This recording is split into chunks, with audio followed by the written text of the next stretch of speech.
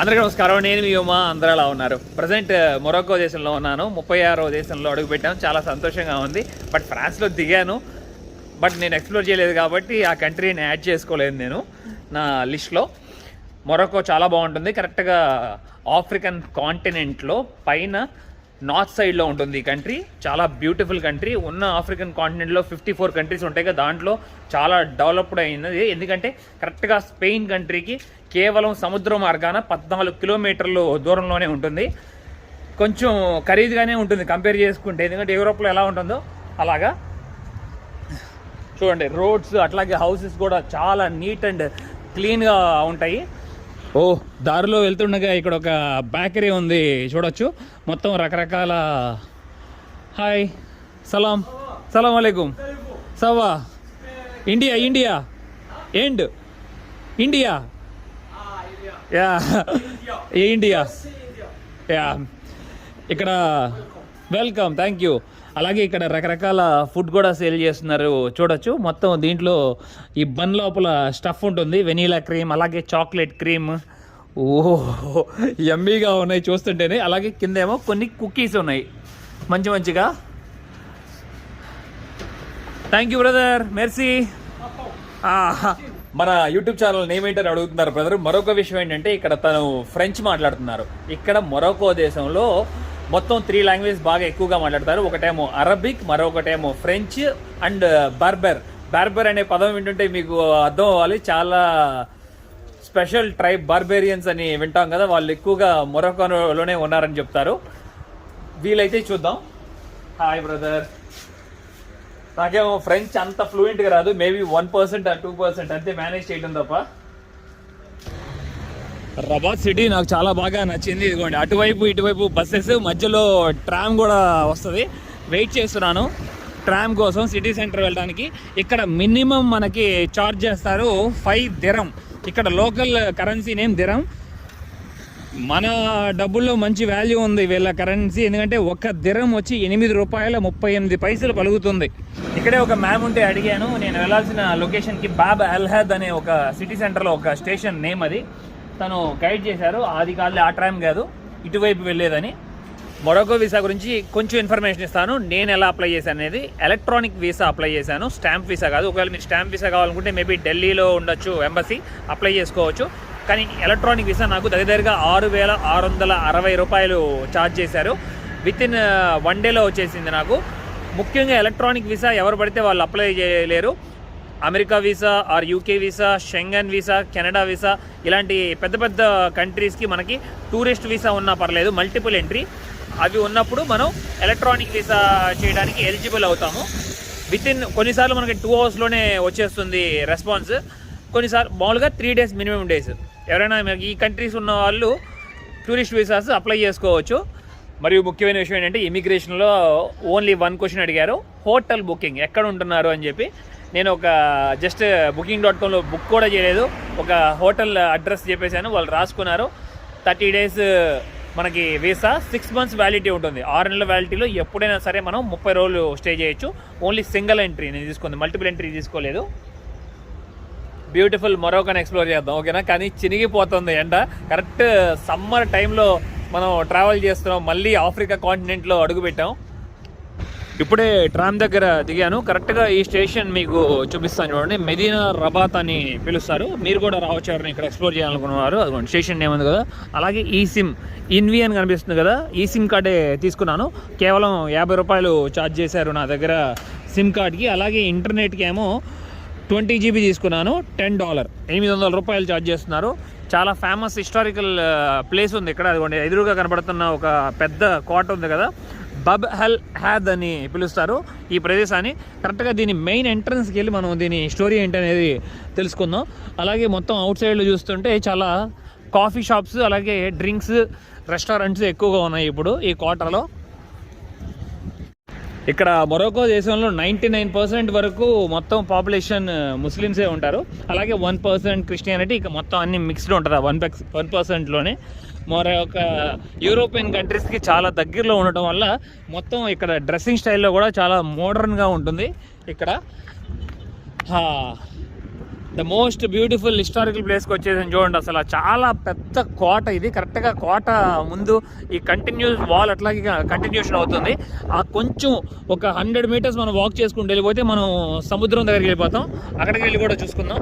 ముఖ్యంగా ఈ బద్ అల్ హాద్ అనే ఈ కోటని చెప్పుకోవడానికి కారణం ఏంటంటే స్పెషల్గా కరెక్ట్గా ఈ మెయిన్ ఎంట్రన్స్ చూస్తున్నారా, ఒకప్పుడు ఎవరైనా తప్పు చేసిన వాళ్ళు ఉంటే మటుకి వాళ్ళని ఇక్కడే మెయిన్ ఎంట్రన్స్లోనే నరికి వాళ్ళ తలకాయల్ని ఇక్కడ ఎంట్రన్స్లో ఏలాడేసేవాళ్ళంట. అసలు తప్పు చేసిన వాళ్ళని అసలు ఎలాంటి ఆలోచన లేకుండా శిక్షించడం తప్పకుండా అని చెప్పి ఆ తలకాయలు సూచిస్తాయి అన్నట్టు అలా కట్టేవారంట. ఇక్కడ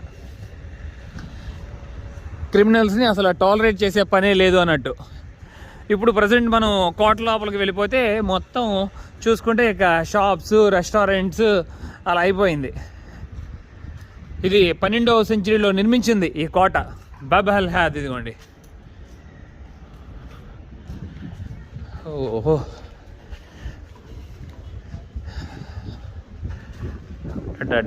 లోపల కంప్లీట్లీ పూర్తిగా మారిపోయింది, రూపురేఖలంతా మారిపోయింది. చూడొచ్చు, అన్ని షాప్స్ బిల్డ్ చేశారు కోట లోపల. మొత్తం సిమెంట్ అప్లై చేసి రినోవేషన్ చేసినట్టు అనిపిస్తుంది. వాల్స్ మొత్తం లోపలంతా కొండరాలతో నిర్మించింది. మొత్తం 800 సంవత్సరాలు పూర్తి చేసుకుంటుంది. చాలా అతిపెద్ద కోట ఇది. ఇదిగోండి. అలాగే లోపల చూస్తే మనం హోటల్స్ మరియు అలాగే కొంతమంది హౌసెస్ కూడా నిర్మించుకున్నారు, సెటిల్ అయిపోయారు ఇక్కడ.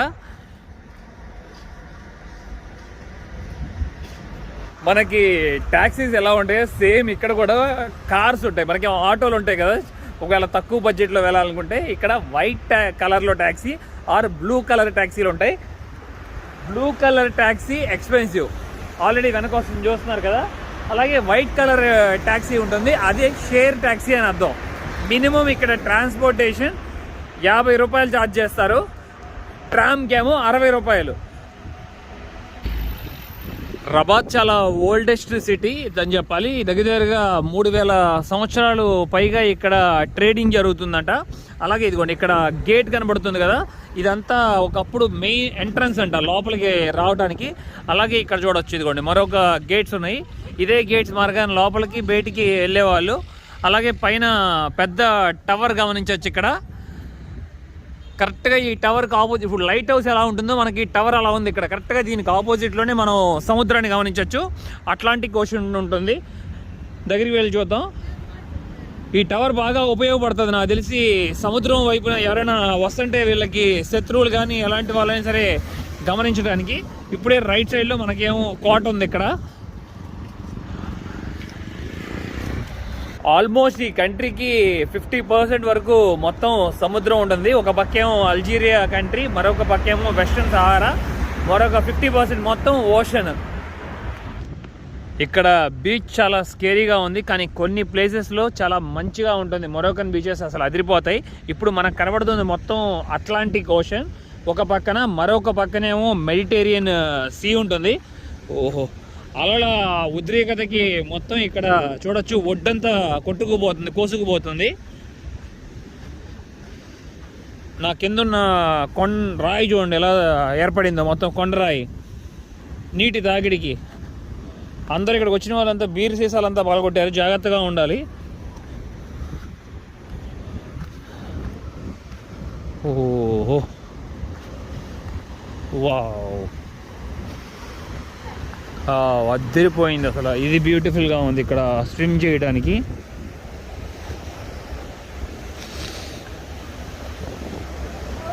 చాలా బాగుంది ఇక్కడ, కానీ కొండరాళ్ళు ఉంటాయి. స్విమ్ చేత కాని వాళ్ళు అసలు దిగకూడదు ఇక్కడ, చాలా డేంజరస్ కూడా. ఎందుకంటే అలల ఉద్రిగేది కూడా ఎక్కువగా ఉంది కాబట్టి. ఇదిగోండి, బాగా ఎంజాయ్ చేస్తున్నారు అక్కడ పిల్లలంతా స్విమ్ చేస్తూ. ఇప్పుడు లో టైడ్ ఉందనుకుంటా, అందుకని ఇక్కడ వాటర్ తక్కువగా ఉన్నాయి. మేబీ సాయంత్రం సమయంలో వస్తే మనకి మొత్తం ఇంకా వాటర్ అంతా లెవెల్ పెరగచ్చు. అలాగే బ్యాక్ సైడ్లో లైట్ హౌస్. ఇదిగోండి, ఆ కోతకు గురైందంతా ఎంత క్లియర్గా కనబడుతుందో చూడొచ్చు మనం. కొండరాయి అంతా. ఓ, వాళ్ళు చూడొచ్చు అసలు ఎంత ఎడ్జ్ నుంచున్నారో. కింద అసలు ఏమీ లేదు. మేబీ ఒకవేళ ఆ స్టోన్ ఇరిగి కింద పడితే చాలా డేంజరస్. ఇవాళ అలల ఉద్రిక్తత చాలా ఎక్కువగా ఉంది. ఇదిగోండి కరెక్ట్గా బ్యాక్ సైడే మనం చూసుకుంటే అసలు అతి పెద్ద సెమిట్రీ నేను ఇదేననుకుంటా చూడటం. ఇక్కడ మొరాకోలో దగ్గరగా 20 ఎకరాల పైన ఉంటుందేమో మొత్తం సెమిట్రీ. కరెక్ట్గా కోట ముందు గమనించవచ్చు మనం.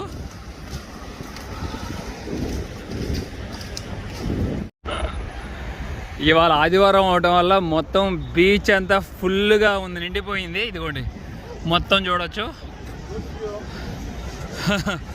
కుప్పలు కుప్పలు కుప్పలు ఉన్నారు అక్కడ జనం అంతా. వెనక్కి కనబడుతున్న మొత్తం వీళ్ళందరూ బీచ్ నుండి వస్తున్నారు, అలాగే బీచ్లోకి వెళ్తున్నారు వీళ్ళు. చూడండి ఇక వీళ్ళకి మెయిన్ టూరిస్టిక్ స్పాట్ ఇదే బీచ్ అని తెలుస్తుంది.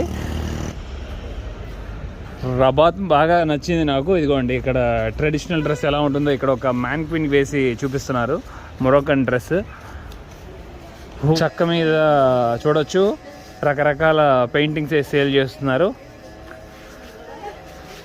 చాలా బాగున్నాయి. మార్కెట్లో మొత్తం లెదర్ బ్యాగ్స్, అలాగే రకరకాల కార్పెట్స్, మ్యాట్స్, ఖర్జూర్ చాలా ఫేమస్ అని చెప్పుకున్నాం కదా, అలాగే పల్లీలు కూడా రకరకాల ఫుడ్ చూడొచ్చు. ఇదిగోండి ఇక్కడ మొత్తం నట్స్తో తయారు చేసినవి. ఇక్కడికి వచ్చిన వాళ్ళంతా ఒక సిటీ వ్యూ చాలా క్లియర్గా కనపడుతుంది. ఇదిగోండి మనం రైట్ సైడ్ తిప్పుకొని చూసుకుంటే సూపర్ ఉంది కదా. ఫ్లైఓవర్ బాగా నిర్మించారు, అలాగే దాని మీద ట్రామ్ మరియు మెట్రో లైన్ కూడా ఉంది. అలాగే రైట్ సైడ్లో మనం చూసుకుంటే సిటీ వ్యూ అంతా గమనించవచ్చు. ఆపోజిట్లో కనబడుతున్నదేమో మ్యూజియం, అలాగే చాలా అతిపెద్ద గార్డెన్ ఉంది ఇక్కడ చూడొచ్చు.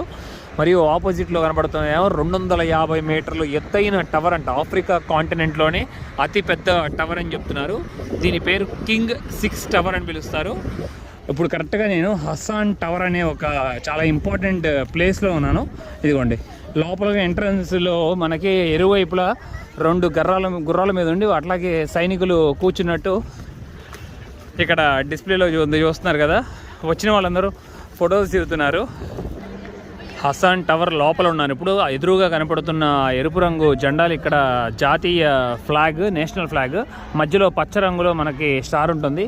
అలాగే ఇక్కడ చూడొచ్చు ఈ హసాన్ టవర్ ముఖ్యంగా నిర్మించింది 1199 సంవత్సరంలో. అప్పట్లో చాలా పవర్ఫుల్ కింగ్ ఉండేవాడు. ప్రపంచంలోనే అతిపెద్ద మాస్క్ నిర్మించాలనుకున్నాడు తను. ఇక్కడ ఇదిగోండి మొత్తం కాలమ్స్ ఒకటే ఉన్నాయి ఇక్కడ గమనిస్తున్నారు కదా. అలాగే ఆపోజిట్లో కనబడుతున్న ఆ హసాన్ టవర్ కేవలం 40 మీటర్ల ఎత్తులోనే ఉంది.